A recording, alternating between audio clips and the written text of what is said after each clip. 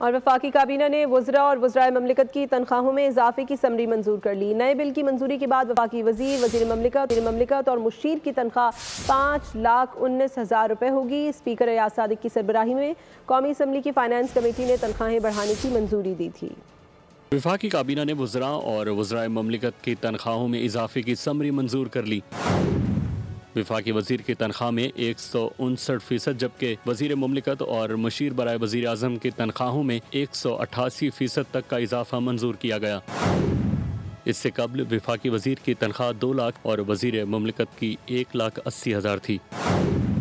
2 माह कबल स्पीकर अयाज सादिक की सरबराही में कौमी असम्बली की फाइनेंस कमेटी ने MNA और सेनेटर की तनख्वाह और मराद 5,19,000 करने की मुत्तफिक मंजूरी दी थी। अरकान पार्लियामेंट को सहूलतें भी वफाकी सेक्रेटरी के मसावी हासिल होंगी।